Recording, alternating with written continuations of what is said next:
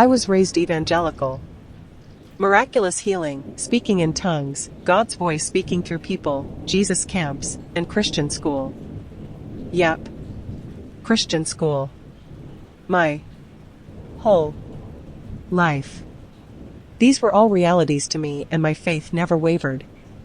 You know what? That is a lie, and I cannot write that in good faith, no pun intended. My beliefs were always called into question. Even from my early days in Sunday school learning about how Moses parted the Red Sea and then let it crash down on his former captors, or Noah watched as everyone except his own children died by drowning. A lot of things didn't make sense to me. A lot. Why was God so mean and vindictive? Why would he send plague after plague to the followers of a man who was being contradictory? Why would he kill an entire city and turn a woman into a pillar of salt just for looking back? Why should I be scared of him now? I have never seen him or heard him. Angels never moved a stone aside for me so I could inspect an empty grave, so to speak. I never got to inspect the hands and feet of Christ after the crucifixion on Golgotha. To me, he sounded more like the boogeyman than a friend. So my faith wavered. And it did so continually from before I can remember, until 9th grade Jesus camp. Camp was set up in the mountains surrounding Chico, California. It is rocky, and densely packed with trees of all kinds. The first thing you see when the bus pulls in, is this very old, Victorian-style hotel. I knew this hotel well, because I had been sent to both years of junior high summer camp, and it was held in the same place. When you first walk into the hotel, there is a giant lobby made of all oak. Everything is polished and looking brand new.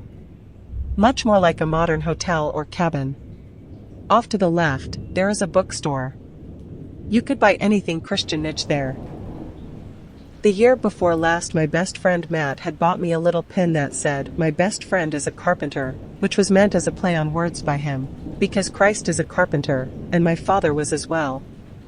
There was also a large fireplace, with many couches around it, and off to the right was entry into the cafeteria and music rooms.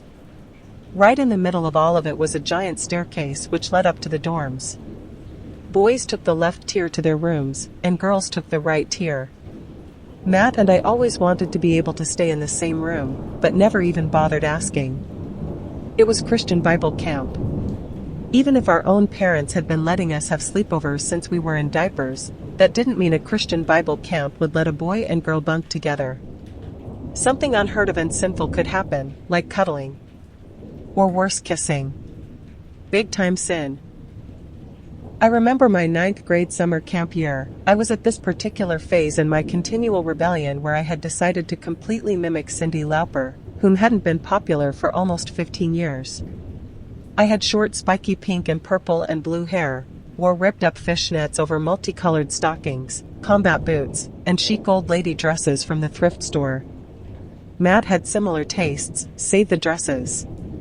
With blue hair, Buddy Holly glasses, and always in a black hoodie, people did tend to think we were a couple.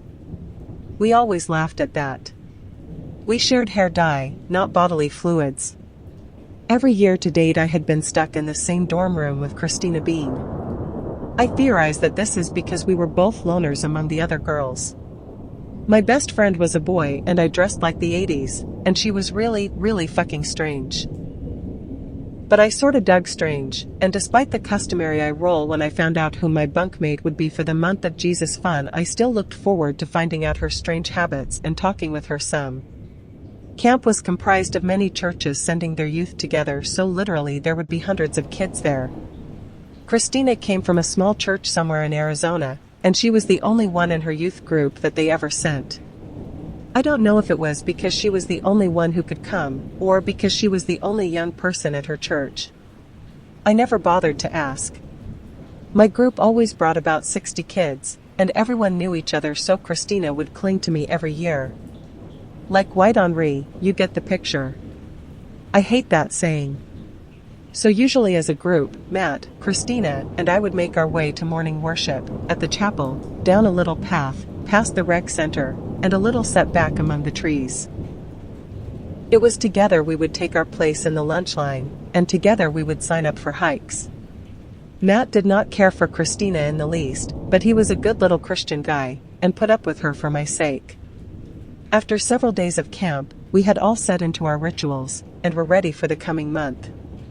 Matt and Christina and I had signed up for a hike that went to Mushroom Rock.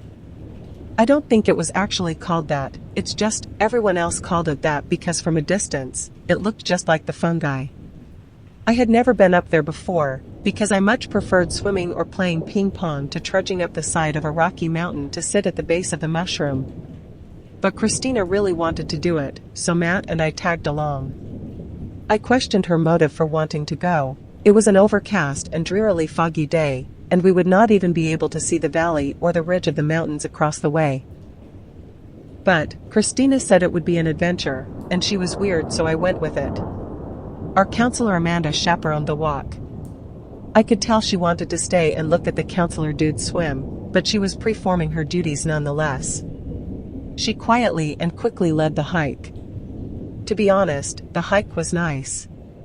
It was about 30 minutes up, with lots of interesting flowers and bugs to inspect. I tend to nope away from all things spider, but at the same time, am completely morbidly fascinated by them. Everything was pretty dreary, but in a really beautiful way. The state flower had a way of shining its brightest orange despite the gray. I would have picked one to go with my pink spiky motif if it weren't illegal to free the state flower. Who made that crap up anyway? It was brisk, and foggy yes, but warm enough to break a sweat, and with the light breeze, the sweating didn't suck so bad. It cooled the skin perfectly. Finally, we got to our destination, the bottom of the mushroom. Matt and I plopped down, and stared up at the rock formation above our heads, the cap of the mushroom. We started talking about different Christian ska and punk bands. Was MXPX better than Five Iron Frenzy? What about the W's? Christina was speaking with Amanda a short ways away in a hushed tone. Amanda looked sick, and after a few minutes, she turned and jogged down the pathway that led back to camp. This would never fly, we were not supposed to be alone up here. We could get into trouble, and so could Amanda. But like holy hell, I was not going to go jogging down to get her after the hike up here wore me out so bad. When Christina came and sat down, Matt asked her what had happened. I told Amanda that I saw some counselor she is into making out with another girl behind the chapel. And that I thought the other girl might be a camper, not a counselor. She giggled. Matt sat up with a bolt, and I could tell he was bothered, because he never cussed. Why the fuck would you do that, Christina? She smirked. She liked that he didn't like her. I wanted to be alone with you too. I need your help with something. She pulled her backpack around to the front of her, and began taking out weird objects. Something furry, something dark red, something that looked like a misshapen stick, a cross. When she pulled out the star inside of a circle, Matt went white as a sheet. I'm willing to wager I did too. Christina, why did you bring this stuff, and a pentagram up here? I asked her. She explained that the pentagram is misunderstood. It is not a sign of Satanism, it is a sign of heaven on earth, and the flow of knowledge and power from heaven to earth. She told us that it was okay to be skeptical, but not okay to be scared. She was going to free all three of us from our bonds. She put all her weird shit in some sort of order, and started reading from a book in Latin. Matt and I just sat there and stared at her. What could we do? I mean, we could just leave her there, but then we would get in more trouble. We weren't allowed to split up and leave someone behind. Plus, I mean, have you ever heard the saying, like watching a train wreck? It was sort of like that. We couldn't look away. Something held us there. Eventually she finished her little chant, closed the book, and packed away all her things.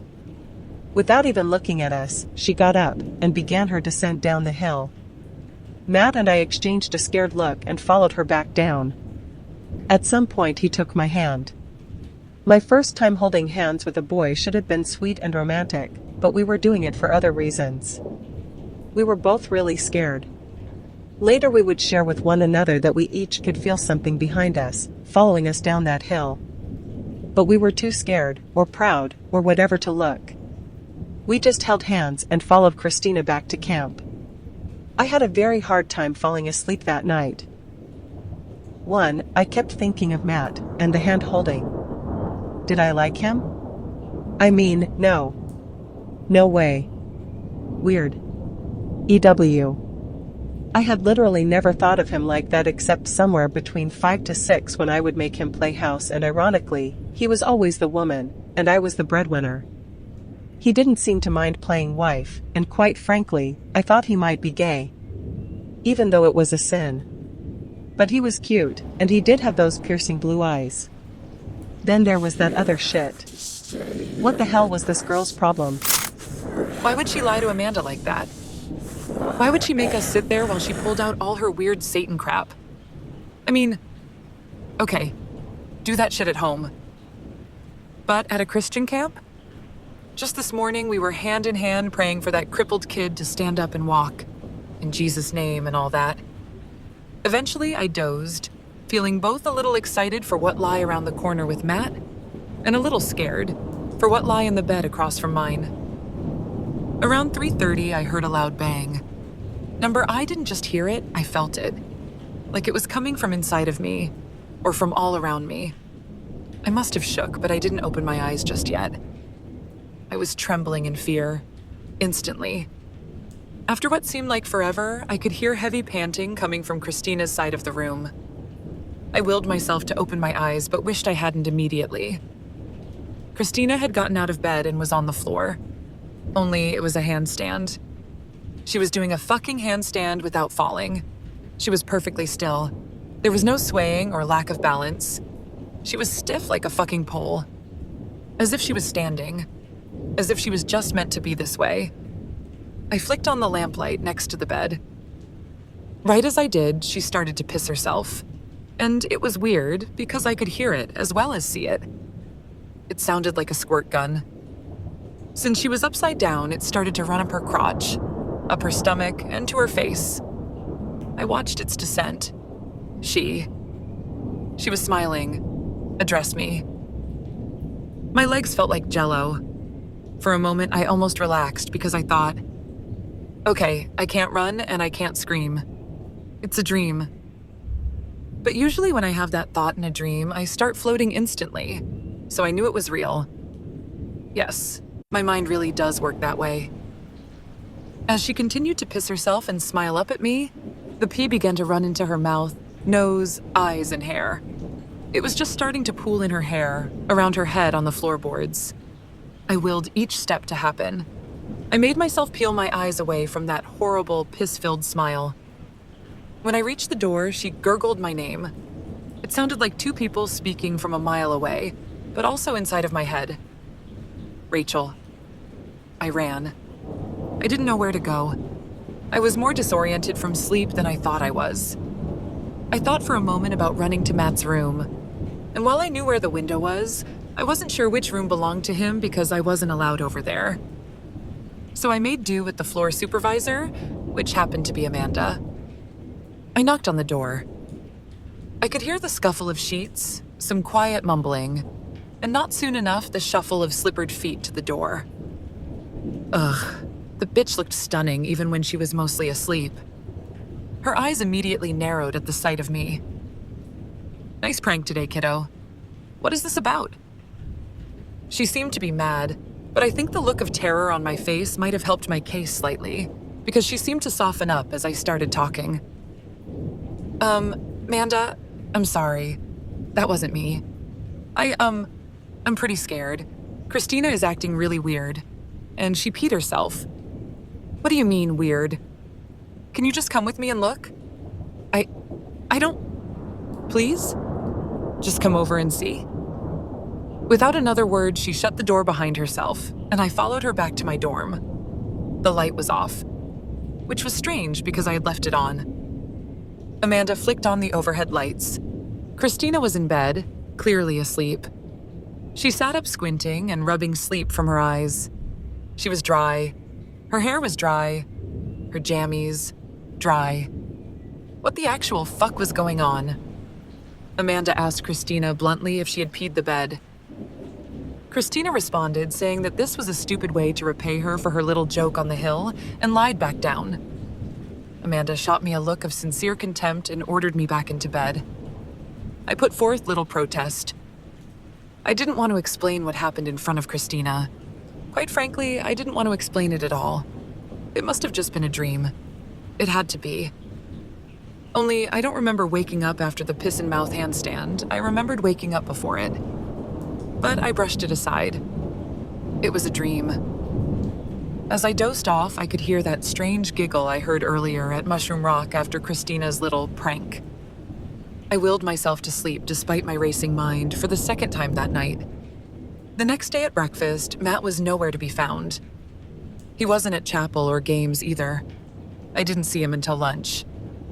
Christina, on the other hand, was more attached than ever, talking up a storm as though nothing had changed. Her blow dryer wasn't working. Jesus was really amazing, wasn't he? Isn't it great to be out in nature with God and his creations? She's been thinking of taking on aspects of my style. She likes the ripped tights look, maybe with chucks instead of boots. When I saw Matt sitting alone at lunch, I looked over at Christina and told her I wanted to talk to Matt. She said that was a good idea because we hadn't seen him all day. No, I think he and I should talk alone. The briefest look of hatred crossed her face, but then she smiled. Yes. The hand-holding incident on the hike. This is camp, not a porno, but I will leave you to it. She set down her lunch uneaten and sauntered away. I looked at her for a good minute as she walked off. I realized my mouth was hanging open, so I shut it. What the hell would possess her to say something like that? Firstly, because he was my best friend, and it should be perfectly acceptable if I wanted to have a private conversation with him. Secondly, because, while I was quite virginal and prudish at 14, I was certainly not an idiot, and I knew that holding someone's hand was significantly different than videotaping someone getting slammed. I pushed my growing anger down as I turned and walked over to Matt and took my seat. He looked sullen. He sounded downright depressed. What was that all about? Trust me, you don't want to know. And even if you did, I would not be sure what to tell you. He shook his head like that was a perfectly reasonable response. He was a very perceptive kid. I had really bad nightmares last night. Like, really bad. I must have startled him because I looked up quickly and he spilled some of his drink. Me too, Matt. I had some weird, creepy dreams. What was yours? I was hiking alone at night and I went down behind the chapel. I started walking down the path to get out to the clearing, and when I got there, you were there and, He turned bright red. I shifted. I felt uncomfortable and a little excited. He dreamed of me. It's okay. Just tell me. Okay. Well, I don't want you to think it was my fault because it wasn't. It was, but it wasn't. It wasn't like perverted. On my part. I didn't. Ugh. Okay, the thing is, in the dream, you were naked. My eyes went wide. I didn't expect to hear that. Oh. No, Rach, listen. It wasn't like... You were laying on this wooden table and you were strapped down and Christina was standing at the head of the table looking at me. Like, summoning me. I guess I must have been beet red too, because that is where he stopped explaining the dream. When I finally looked up at him, he just looked so beaten. The poor guy had a nightmare, and I was making him feel badly because of it.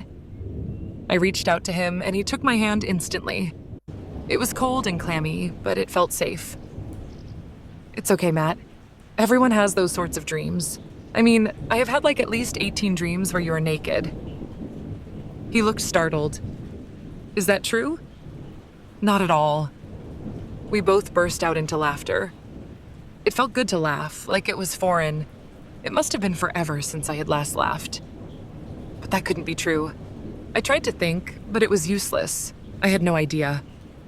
When we were both able to get our bearings, he asked the next question. What was your dream about? Well, it was about Christina. I dreamed she was doing a handstand and peeing all over her face. We both burst out laughing again. And again, it felt good. And foreign. When it settled down, I continued. What was weird, though, was I could swear it really happened. I ran to Amanda and woke her up.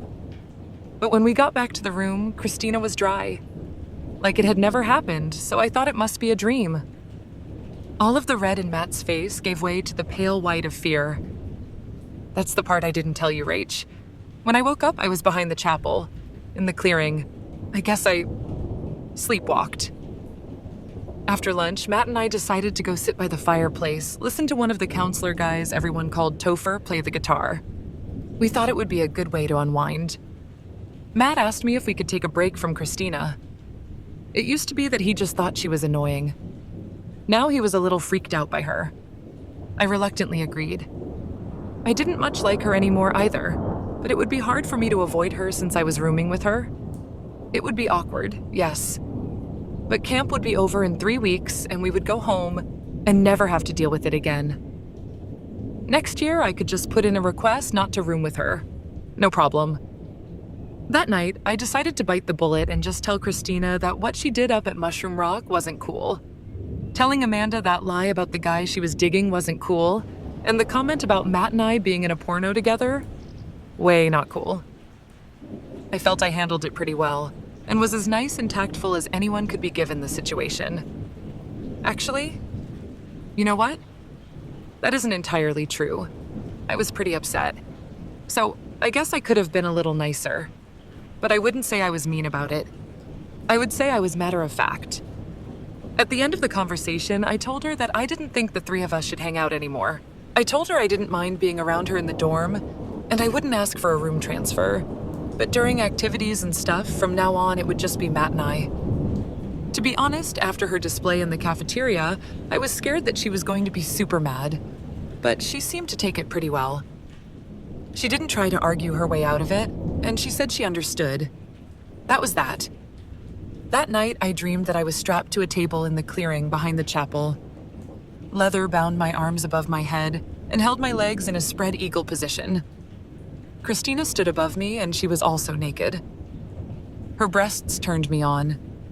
The way her nipples were so hard as she looked down at me between them and then up to the sky. I was scared, but I wanted this. Whatever was going to happen. I needed it. I could tell Matt was coming because Christina kept saying his and my name in her chant. The thought of him made my crotch vibrate, like it had its own heartbeat. I looked up at Christina again, and her face had turned into a skeleton. It was black and crackled. Her beady little eyes had sunken in even further. She opened her mouth a little too wide, and a thin blood-red tongue shot out, dancing its way towards my face. I couldn't scream. I couldn't run. I couldn't even float away like in other dreams.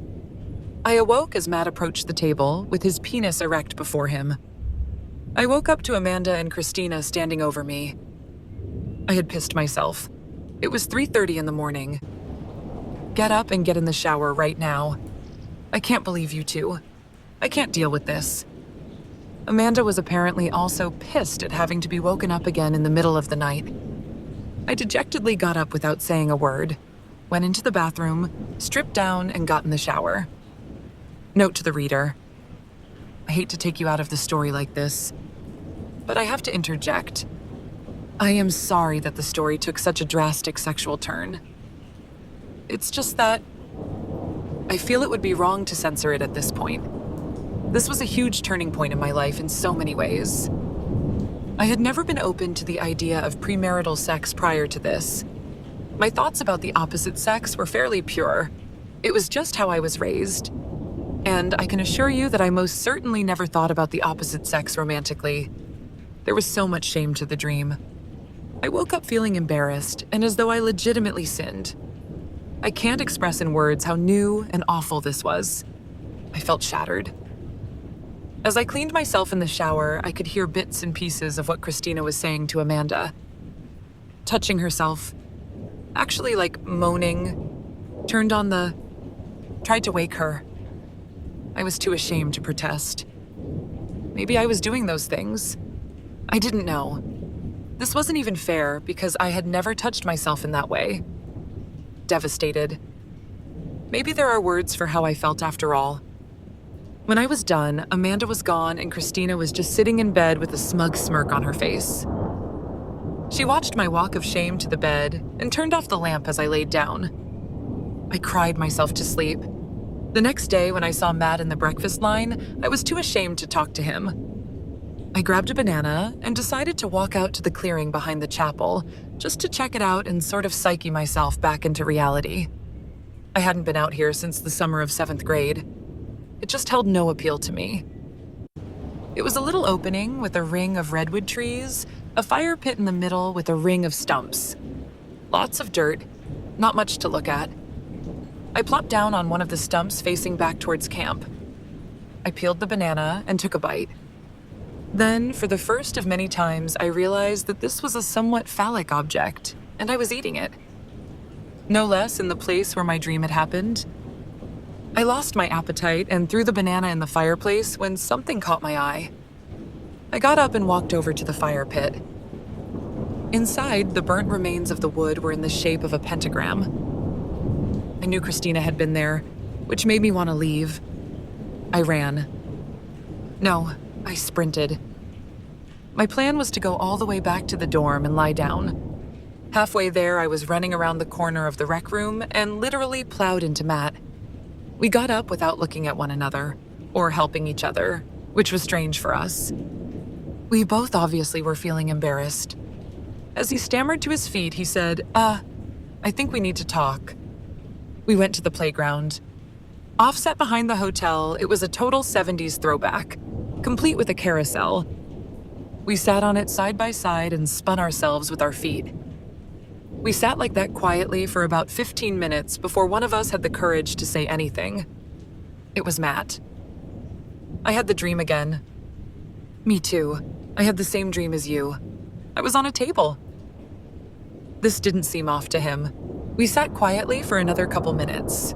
I really like you a lot, and I don't want whatever weirdness is happening to ruin our friendship or whatever else. He stopped the carousel with his feet and looked at me. I couldn't look back. Yeah, I don't want anything to pull us apart either. I love you. You might think this is a big thing to say to your best friend and possible crush, but we had been expressing love to each other since we were little. I love you too. He started moving his feet again, and we just sat like that, going round and round. During the course of the next week, not a lot happened that needs too much dragging out. You should know that the dreams continued for both Matt and I, and continued to heighten in extremity until he and I were having intercourse. I didn't pee myself again, but I woke up in a cold sweat every morning, scared to death. I became scared of sleeping because I didn't want to have that dirty, horrible nightmare. Matt and I remained inseparable, and steered clear of Christina. However, everywhere we seemed to go, she would stare at us. When we were in the dining hall eating, she was somewhere across the way, staring. When we went to chapel for service, she was somewhere staring. If we were walking or going to the rec room for ping pong, she would watch our every move from wherever she was. It became really eerie. Also, a few days after the peeing myself incident, I had to have a heart-to-heart with a pastor about self-pleasure and why it was a sin. He asked me if I was sexually active and if I liked the way orgasms felt. At the time, I thought he was just concerned for me and my sins, but now I know better. Dude wanted to save my stories to his masturbation file. I didn't tell him about the dreams.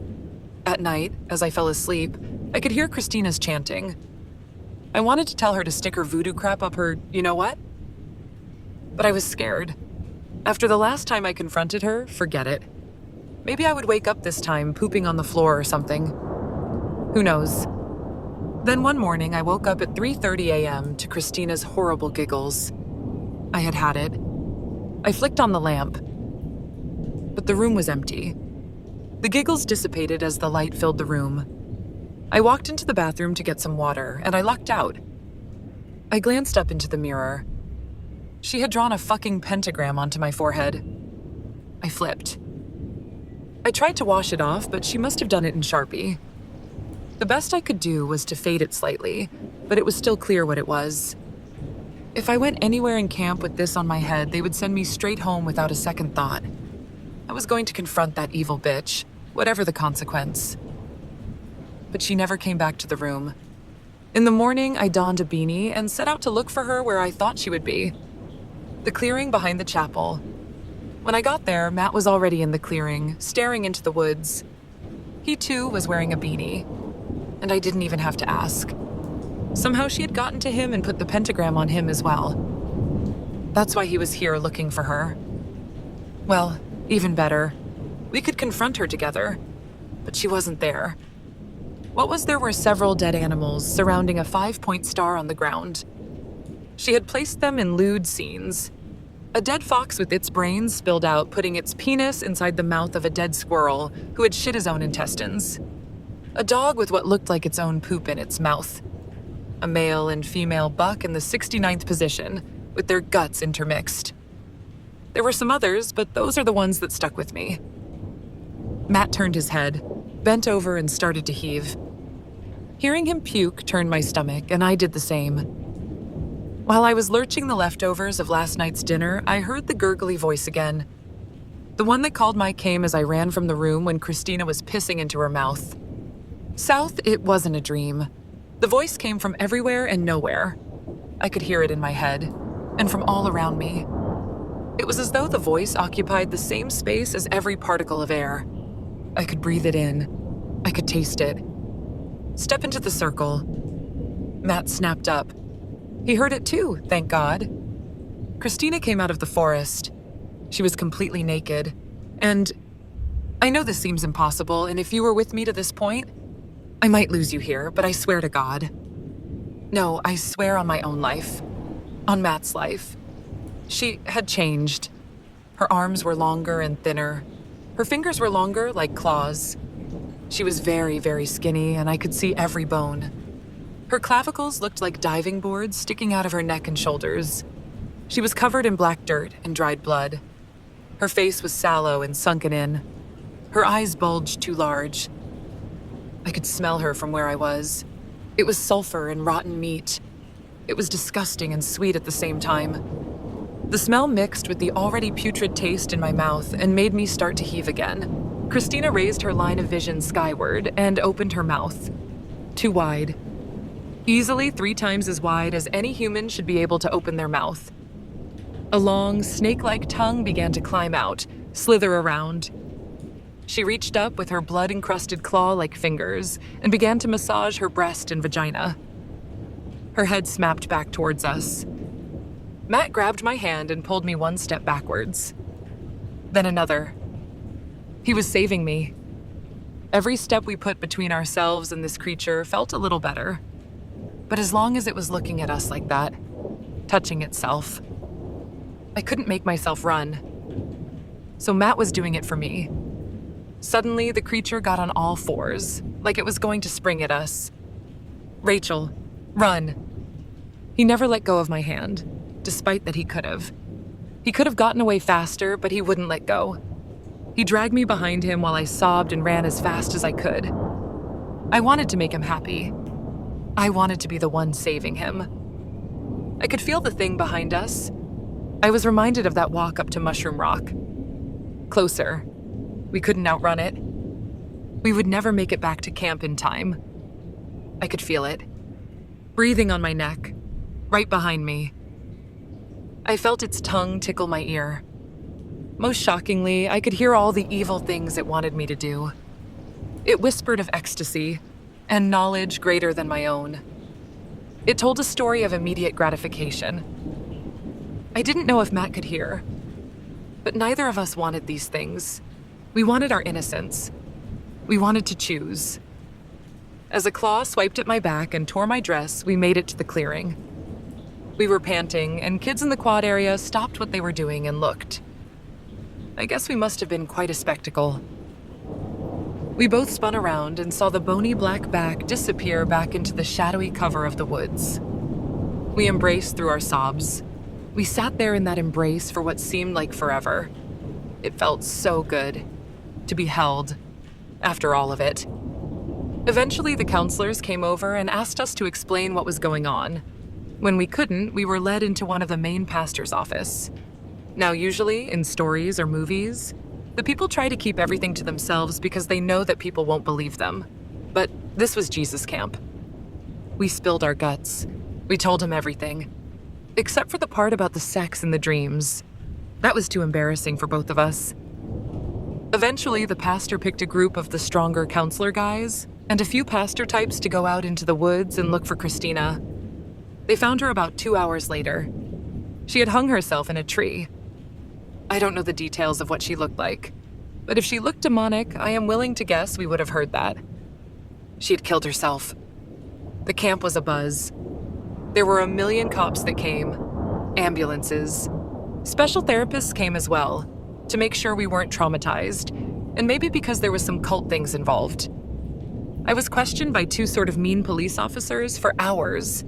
They totally insinuated it was my fault she died because I didn't want to hang out with her. They said that she was just a confused kid, mixed up in some cult shit, which wasn't too different from what I was mixed up in. After quite a few tears, the pastor who was supervising my interview told them it was enough. I was excused. They placed her time of death sometime around 3 a.m., which meant that whatever that thing was that looked like her was not her. When the police and pastors searched her things, they found her pentagrams and her occult books. They also found the dead animals behind the chapel. There was no suicide note. Needless to say, camp was canceled. We were sent home. On the bus ride, Matt held me while I cried. He kissed the tears off of my cheeks. It has been 15 years since that incident up in Chico, and I honestly think about it every single day. In a very strange way, I am happy that it happened, because it restored my constantly wavering faith. If there is evil in the world, demons and spirits, there must be good. There must be God. You might have your own beliefs. I know there are a lot of atheists on this site, and that is fine. But for me, I know. I have looked into the face of evil and have therefore met with God. Matt and I ended up getting married to other people. I have children of my own now, and so does he. His wife and I get together for shopping sometimes. Matt and my husband share a love of Texan Hold'em. Our kids sometimes play together. I am overall very pleased with the way things turned out. Except for every summer when it starts to get warm, Christina visits me.